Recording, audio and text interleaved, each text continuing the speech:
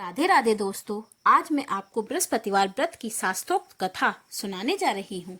सो ध्यान से सुनिए। बहुत समय पहले की बात है। भारतवर्ष में एक बहुत ही प्रतापी और दानी राजा राज्य करता था। वह प्रतिदिन मंदिर में दर्शन करने जाता और गुरु तथा ज्ञानियों की सेवा किया करता था। उसके दरवाजे से कोई भी निराश होकर नहीं लौटता था। वह प्रत्येक गुरुवार को व्रत रखता एवं देव गुरु बृहस्पति देव का पूजन किया करता था। परंतु यह सब बातें उसकी रानी को अच्छी नहीं लगती थीं। वह ना तो व्रत करती और ना ही किसी को एक दमड़ी तक दान में देती थी तथा राजा से भी ऐसा ही करने को कहा करती थी।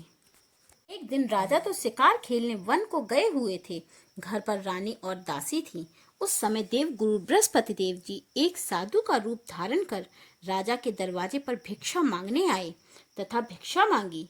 तब रानी कहने लगी, हे साधु महाराज, मैं इस दान और पुण्य से तंग आ गई हूँ। इस कार्य के लिए तो मेरे पतिदेव ही बहुत हैं। अब आप इस प्रकार की कृपा करें कि यह सब धन नष्ट हो जाए तथा मैं आराम से रह सकूं। साधु बोले, हे देवी, तुम तो बड़ी विचित्र हो। संतान और धन से तो कोई भी दुखी नहीं होता है, इनको सभी चाहते हैं। पापी भी पुत्र की और धन की इच्छा करता है। अगर आपके पास धन अधिक है तो भूखे मनुष्यों को भोजन कराओ, प्याऊ लगवाओ, गरीबों को दान दो, धर्मशालाएं बनवाओ, कुओं, तालाबों, बावड़ियों और बाग बगीचों आदि का निर्माण कराओ, निर्धन मनुष्यों की कुंवारी कन्याओं का विवाह कराओ और यज्ञादि धार्मिक कार्य करो। इस प्रकार के कर्मों से आपके कुल और आपका नाम इस लोक में सार्थक होगा एवं स्वर्ग की प्राप्ति होगी। मगर वह रानी इन बातों से खुश न हुई। वह बोली, हे साधु महाराज, मुझे ऐसे धन की आवश्यकता नहीं है जिसको और मनुष्यों को दान दूं तथा जिसको रखने उठाने में ही मेरा सारा समय बर्बाद हो जाए। साधु ने कहा, हे देवी, तुम्हारी ऐसी इच्छा है तो ऐसा ही होगा। मैं तुम्हें बताता हूँ, वैसा ही करना। बृहस्पतिवार के दिन घर को गोबर से लीपना, अपने केसों को धोना, केसों में तेल लगाना, राजा से कहना कि वे बृहस्पतिवार को हजामत करवाएं, भोजन में मांस मदिरा खाना, कपड़ा धोबी के यहाँ धुलने डालना। इस प्रकार 7 बृहस्पतिवार तक करने से तुम्हारा सब धन नष्ट हो जाएगा। ऐसा कहकर साधु महाराज वहां से चले गए। रानी ने साधु के कहने के अनुसार वैसा ही किया। 3 बृहस्पतिवार बीते थे कि उनका राज्य दूसरे राजा ने छीन लिया। अब तो वे दोनों एक समय के भोजन के लिए भी तरसने लगे। तब वह राजा रानी से कहने लगा कि रानी, तुम यहाँ पर रहो, मैं दूसरे देश को जाऊं, क्योंकि यहाँ पर मुझे सभी जानते हैं, इसीलिए कोई कार्य भी नहीं कर सकता। देश चोरी परदेश भीख के बराबर होता है। ऐसा कहकर राजा परदेश चला गया। वहाँ राजा जंगल में जाता और लकड़ी काट कर लाता और शहर में बेचता। इधर रानी और दासी नगर में छिपकर अत्यंत दुखी रहने लगी। किसी दिन भोजन मिलता और किसी दिन जल पीकर ही रह जाती। एक समय रानी और दासी को 7 रोज बिना भोजन के व्यतीत हो गए। तो रानी ने अपनी दासी से कहा, हे दासी, यहाँ पास ही के नगर में मेरी बहन रहती है। वह बड़ी धनवान है, तो उसके पास जा और वहां से 5 सेर बेजर मांग ला, जिससे कुछ समय के लिए गुजर हो जाएगी। इस प्रकार रानी की आज्ञा पाकर दासी उसकी बहन के पास गई। रानी की बहन उस समय पूजन कर रही थी, क्योंकि उस रोज बृहस्पतिवार था। जब दासी ने रानी की बहन को देखा और उससे बोली, हे रानी, मुझे तुम्हारी बहन ने भेजा है, मुझे 5 सेर बेजर दे दो। इस प्रकार दासी ने अनेक बार कहा, परंतु रानी की बहन ने उत्तर नहीं दिया, क्योंकि वह उस समय बृहस्पतिवार व्रत की कथा सुन रही थी। जब बांदी को किसी प्रकार का उत्तर न मिला तो वे बहुत दुखी हुई और क्रोध भी आया और लौटकर रानी के पास आकर बोली, हे रानी, तुम्हारी बहन तो बहुत बड़ी आदमीन है।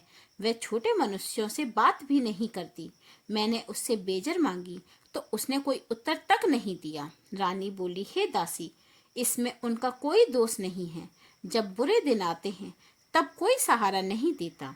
अच्छे बुरे का पता आपत्ति में ही लगता है। जो ईश्वर की इच्छा होगी वही होगा। यह सब हमारे भाग्य का दोष है। इधर रानी की बहन ने देखा कि मेरी बहन की दासी आई थी, परंतु मैं उससे नहीं बोली, इससे वह बहुत दुखी हुई होगी। यह सोच कथा को सुन और बृहस्पति देव का पूजन समाप्त कर वह बहन रानी के घर चल दी। और जाकर बहन से कहने लगी, हे बहन, मैं बृहस्पतिवार का व्रत कर रही थी, तुम्हारी दासी आई थी, परंतु जब तक कथा होती है तब तक न उठते हैं और न बोलते हैं, इसीलिए मैं ना बोली। कहो दासी क्यों गई थी? रानी बोली, हे बहन, हमारे पास अनाज नहीं था। वैसे तुमसे कोई बात छिपी नहीं है, इसी कारण दासी को तुम्हारे पास 5 सेर बेजल लेने के लिए भेजा था। रानी की बहन ने उत्तर दिया, हे बहन, बृहस्पति भगवान सबकी मनोकामना पूर्ण करते हैं। देखो, शायद तुम्हारे घर में अनाज रखा हो। इस प्रकार का वचन सुन जब रानी ने देखा तो घर के अंदर उसे एक घड़ा बेजल का भरा मिल गया। अब तो रानी और बांदी को बहुत ही खुशी हुई और दासी कहने लगी, हे रानी, देखो, हम भी बृहस्पतिवार का व्रत और पूजन करेंगे। अगर इनसे व्रत की विधि पूछ ली जाए तो उसे हम भी किया करें। तब रानी ने अपनी बहन से पूछा, हे बहन, बृहस्पतिवार के व्रत की कथा कैसे है तथा यह व्रत कैसे करना चाहिए? रानी की बहन ने कहा, हे बहन, बृहस्पतिवार के व्रत में चने की दाल, गुड़ और मुनक्का से बृहस्पति देव और विष्णु भगवान का केले की जड़ में पूजन करें तथा दीपक जलाएं, पीला भोजन करें तथा कहानी सुने। इस प्रकार करने से गुरु भगवान प्रसन्न होते हैं, अन्न, पुत्र, धन देते हैं और मनोकामना पूर्ण करते हैं। इस प्रकार रानी और दासी दोनों ने निश्चय किया कि बृहस्पति भगवान का पूजन जरूर करेंगे।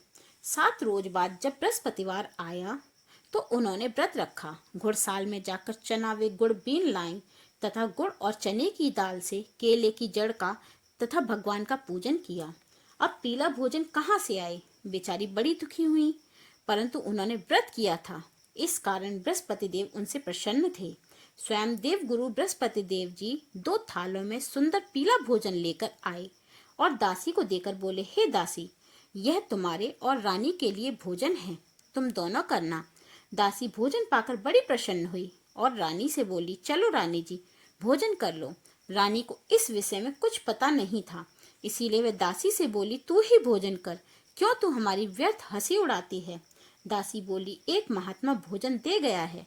रानी कहने लगी, वह भोजन तेरे लिए ही दे गया है, तू ही भोजन कर। दासी ने कहा, वह महात्मा हम दोनों के लिए 2 थालों में भोजन दे गया है, इसीलिए हम और आप दोनों ही साथ साथ भोजन करेंगी। इस प्रकार रानी और बांदी दोनों ने गुरु भगवान को नमस्कार कर भोजन प्रारंभ किया तथा अब वे दोनों प्रत्येक बृहस्पतिवार का व्रत और देवगुरु बृहस्पति तथा भगवान विष्णु की पूजा करने लगी। बृहस्पति भगवान की कृपा से फिर रानी और दासी के पास धन हो गया। रानी फिर उसी प्रकार आलस्य करने लगी। तब दासी बोली, देखो रानी, पहले इस प्रकार आलस्य करती थी तो मैं धन रखने में कष्ट होता था, इस कारण सभी धन नष्ट हो गया। अब गुरु भगवान की कृपा से यह धन हमें मिला है तो फिर तुम्हें आलस्य होता है। बड़ी मुसीबतों के बाद हमने ये धन प्राप्त किया है, इसीलिए हमें दान पुण्य करना चाहिए। आप भूखे मनुष्यों को भोजन करवाओ, प्याऊ लगवाओ, ब्राह्मणों को दान दो, कुआं, तालाब, बावड़ी आदि का निर्माण करो, मंदिर, पाठशाला बनवाकर दान दो, कुंवारी कन्याओं का विवाह करवाओ, धन को शुभ कर्मों में खर्च करो, जिससे तुम्हारे कुल का यश बढ़े तथा स्वर्ग प्राप्त हो और पितृ शांत हो। रानी ने इसी प्रकार कर्म करने प्रारंभ किए तो काफी यश फैलने लगा। एक दिन रानी और दासी विचार करने लगी कि राजा ना जाने किस प्रकार से होंगे, उनकी कोई खबर नहीं है। गुरु भगवान से उन्होंने प्रार्थना की और भगवान ने रात्रि में राजा को स्वप्न में कहा, हे राजा, उठ, तेरी रानी तुझको याद करती है, अपने देश जाओ। राजा प्रातःकाल उठा और विचार करने लगा, मेरे पास तो कुछ भी नहीं, घर कैसे जाऊं? राजा जब से परदेश आया था घोर कष्ट में था, प्रतिदिन जंगल से लकड़ी बीनकर लाता और उन्हें शहर में बेचकर अपने दुखी जीवन को बड़ी कठिनता से व्यतीत कर रहा था। एक दिन राजा दुखी होकर अपने पुराने अच्छे दिनों और राजपाट की बातों को याद करके रोने लगा। देवगुरु बृहस्पति देव जी को राजा पर दया आ गई और वे एक साधु का रूप धारण कर आ गए और राजा के पास आकर बोले, हे लकड़हारे, तुम इस सुनसान जंगल में किस चिंता में बैठे हो, मुझको बतलाओ। यह सुनकर राजा के नेत्रों में जल भर आया और साधु की वंदना करके बोला, हे प्रभु, आप सब कुछ जानने वाले हो। इतना के साधु को अपनी संपूर्ण कहानी बतला दी। साधु वेशधारी बृहस्पति देव जी बोले, हे राजा, तुम्हारी स्त्री ने बृहस्पति देव का अपराध किया था, जिस कारण तुम्हारी यह दशा हुई। परंतु अब वह प्रत्येक बृहस्पतिवार को व्रत करने लगी है, अतः तुम किसी प्रकार की चिंता मत करो। भगवान तुम्हें पहले से अधिक धनवान करेंगे। देखो, तुम्हारी स्त्री ने भी गुरुवार का व्रत प्रारंभ कर दिया है, और तुम मेरा कहा मानकर बृहस्पतिवार का व्रत करके चने की दाल और गुड़ जल के लोटे में डालकर केले का पूजन करो। फिर कथा कहो अथवा सुनो। भगवान तेरी सब मनोकामनाओं को पूर्ण करेंगे। साधु को प्रसन्न देखकर राजा बोला, हे प्रभु, मुझे लकड़ी बेचकर इतना पैसा नहीं मिलता जिससे भोजन करने के उपरांत कुछ बचा सकूं। मैंने रात्रि में अपनी पत्नी को व्याकुल देखा है। मेरे पास कुछ भी नहीं जिससे उसकी खबर मंगा सकूं, और फिर मैं कौन सा व्रत करूं और कहानी कहूं, यह मुझे मालूम नहीं है। साधु ने कहा, हे राजा, तुम किसी बात की चिंता मत करो। बृहस्पतिवार के दिन तुम रोजाना की तरह लकड़ियां लेकर शहर जाओ। तुम्हें रोज से दुगना धन प्राप्त होगा, जिससे तुम भली भांति भोजन कर लोगे तथा बृहस्पति देव की पूजा का सामान भी आ जाएगा। धीरे धीरे सप्ताह व्यतीत होने पर फिर बृहस्पतिवार का दिन आया। राजा जंगल से लकड़ी काटकर शहर में बेचने गया। उसे उस दिन और दिनों से अधिक पैसा मिला। राजा ने चना, गुड़ आदि लाकर गुरुवार का व्रत किया। उस दिन से उसके सभी कलेश दूर हो गए। परंतु जब दोबारा गुरुवार का दिन आया तो वह बृहस्पतिवार का व्रत करना भूल गया। इस कारण बृहस्पति भगवान नाराज हो गए। उस दिन नगर के राजा ने विशाल यज्ञ का आयोजन किया था तथा शहर में यह घोषणा करवा दी थी कि कोई भी मनुष्य अपने घर भोजन न बनाए, न आग जलाए। समस्त जनता मेरे यहाँ भोजन करने आए। इस आज्ञा को जो नहीं मानेगा उसे फांसी की सजा दी जाएगी। इस तरह की घोषणा संपूर्ण नगर में करवा दी गई। राजा की आज्ञा अनुसार शहर के सभी लोग भोजन करके अपने अपने घर चले गए, लेकिन लकड़हारा कुछ देर से पहुंचा, इसीलिए राजा उसको अपने साथ महल में लिवा ले गए और वे भोजन कर रहे थे। तभी रानी की दृष्टि उस खूंटी पर पड़ी जिस पर उसका हार लटका हुआ था। हार वहां पर दिखाई नहीं दिया।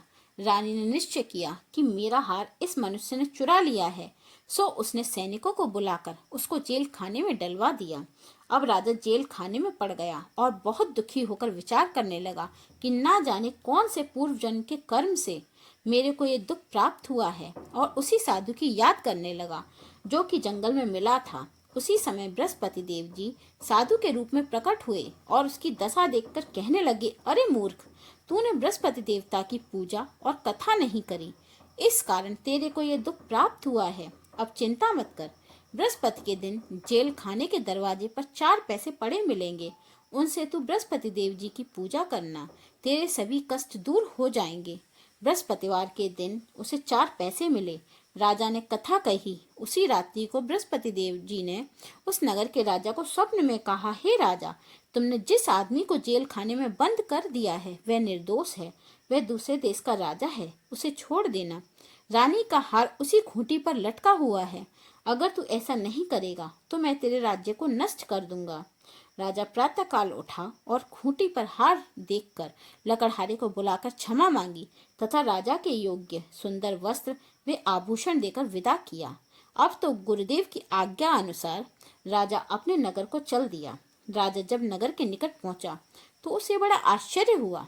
नगर में पहले से अधिक बाग, तालाब और कुएं तथा बहुत सी धर्मशालाएं और मंदिर आदि बन गए थे। राजा ने पूछा कि यह सब किसका बाग और धर्मशाला है। तब नगर के सब लोग कहने लगे, यह सब रानी और बांदी के हैं। यह सुनकर राजा को आश्चर्य हुआ और गुस्सा भी आया। जब रानी ने यह खबर सुनी कि राजा आ रहे हैं तो उसने बांदी से कहा, हे बांदी, देख, राजा हमको कितनी बुरी हालत में छोड़ गए थे। अब वह हमारी ऐसी हालत देखकर लौट न जाएं, इसीलिए तू दरवाजे पर खड़ी हो जा। आज्ञा अनुसार दासी दरवाजे पर खड़ी हो गई और राजा आए तो उन्हें अपने साथ लिवा लाई। तब राजा ने क्रोध करके अपनी तलवार निकाली और पूछने लगे, यह बताओ कि यह धन तुम्हें कैसे प्राप्त हुआ है। तब रानी ने कहा, हमें हमारा राज्य और यह सब धन बृहस्पति देव जी की कृपा से प्राप्त हुआ है। राजा ने निश्चय किया कि 7 रोज बाद तो सभी बृहस्पति देव जी का पूजन करते हैं, परंतु मैं रोजाना दिन में 3 बार कहानी कहा करूंगा तथा रोज देव गुरु का पूजन किया करूंगा। राजा के दुपट्टे में हर समय चने की दाल बंधी रहती और दिन में 3 बार कहानी कहता। एक रोज राजा ने विचार किया कि चलो अपनी बहन के यहाँ हो आए। इस तरह निश्चय कर राजा घोड़े पर सवार हो सुबह अपनी बहन के यहाँ को चल दिया। मार्ग में उसने देखा कि कुछ आदमी एक मुर्दे को लिए जा रहे हैं। उन्हें रोककर राजा कहने लगा, अरे भाइयों, मेरी बृहस्पति की कहानी सुन लो।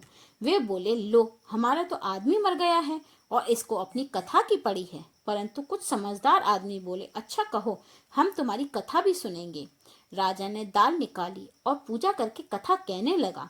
जब कहानी आधी हुई थी, मुर्दा हिलने लग गया और कथा समाप्त होते होते वह राम राम कहकर खड़ा हो गया। राजा आगे चल पड़ा। उसे एक किसान खेत में हल चलाता मिला। राजा ने उसे देखा और उससे बोला, अरे भैया, तुम मेरी बृहस्पतिवार की कथा सुन लो। किसान बोला, जब तक मैं तेरी कथा सुनूंगा तब तक 4 हरैया जोत लूंगा। जा अपनी कथा किसी और को सुनाना। राजा के चलते ही बैल पछाड़ खाकर गिर गए तथा उसके पेट में बहुत जोर का दर्द होने लगा। उसी समय उसकी माँ रोटी लेकर आई। उसने जब यह देखा तो अपने पुत्र से सब हाल पूछा और बेटे ने सभी हाल कह दिया। बुढ़िया दौड़ी दौड़ी उस घुड़सवार के पास गई और उससे बोली, मैं तेरी कथा सुनूंगी, तू अपनी कथा मेरे खेत पर चलकर कहना। राजा ने बुढ़िया के खेत पर जाकर कथा कही, जिसके सुनते ही बैल खड़े हो गए तथा किसान के पेट का दर्द बंद हो गया। रात्रि को राजा अपनी बहन के घर पहुंच गया। बहन ने भाई की खूब मेहमानी की। दूसरे रोज प्रातःकाल राजा जगा तो वह देखने लगा कि सब लोग भोजन कर रहे हैं। राजा ने अपनी बहन से कहा, क्या ऐसा कोई मनुष्य नहीं है जिसने भोजन ना किया हो? वह मेरी बृहस्पतिवार की कथा सुन ले। बहन बोली, हे भैया, यह देश ऐसा है जहाँ पहले लोग भोजन करते हैं, बाद में कोई अन्य कार्य। अगर कोई पड़ोस में हो तो देख आऊं।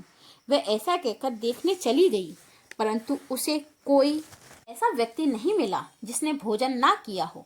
अंत में वह एक कुम्हार के घर गई जिसका लड़का बीमार था। उनके यहाँ 3 रोज से किसी ने भी भोजन नहीं किया था। रानी ने अपने भाई की कथा सुनने के लिए कुम्हार से कहा तो वह तैयार हो गया। राजा ने जाकर बृहस्पतिवार की कथा कही, जिसको सुनकर उसका लड़का ठीक हो गया। अब तो सभी उस नगर में बृहस्पतिवार का व्रत करने और कथा सुनने लगे। कुछ दिन बाद राजा ने अपनी बहन से कहा, हे बहन, हम अपने घर जाएंगे, तुम भी तैयार हो जाओ। राजा की बहन ने अपनी सास से कही। सास बोली, हाँ चली जा, परंतु अपने लड़कों को मत ले जाना, क्योंकि तेरे भाई की कोई औलाद नहीं है। बहन ने अपने भैया से कहा, हे भैया, मैं तो चलूंगी, परंतु कोई बालक नहीं जाएगा। राजा बोला, जब कोई बालक नहीं चलेगा तब तुम ही चलकर क्या करोगी? बड़े दुखी मन से राजा अपने घर को लौट आया। राजा ने अपनी रानी से कहा, हम निर्वंशी राजा हैं, हमारा मुंह देखने का भी धर्म नहीं है और कुछ भोजन आदि भी नहीं किया। रानी बोली, हे प्रभु, बृहस्पति देव ने हमें सब कुछ दिया है, वे हमें औलाद भी अवश्य देंगे। उसी रात को बृहस्पति देव ने राजा को स्वप्न में कहा, हे राजा, उठ, सभी सोच को त्याग दे, तेरी रानी गर्भ से है। राजा को यह बात सुनकर बहुत खुशी हुई। 9वें महीने में उसके गर्भ से एक सुंदर पुत्र पैदा हुआ। राजा ने बड़ा भारी उत्सव किया और अपनी बहन को भी बुलवाया। राजा ने रानी से कहा, हे रानी, नारी बिना भोजन के रह सकती है, परंतु बिना कहे नहीं रह सकती। जब मेरी बहन आए तो मुझसे कुछ मत कहना। राजा की बहन ने जब यह समाचार सुना तो वह बहुत प्रसन्न हुई तथा बधाई लेकर अपने भाई के यहाँ आई। तभी रानी ने कहा, घोड़ा चढ़कर तो नहीं आई, गधा चढ़ी आई। राजा की बहन बोली, भाभी, मैं इस प्रकार ना कहती तो तुम्हें औलाद कैसे मिलती? बृहस्पति देव जी परम दयालु हैं, जिसके मन में कामनाएं हों सभी की पूर्ण करते हैं। जो सद्भावना पूर्वक बृहस्पतिवार का व्रत करता है एवं कथा पढ़ता है अथवा सुनता है एवं दूसरों को सुनाता है, बृहस्पति देव उनकी सभी मनोकामनाएं पूर्ण करते हैं। बोलो बृहस्पति देव जी की जय। विष्णु भगवान जी की जय।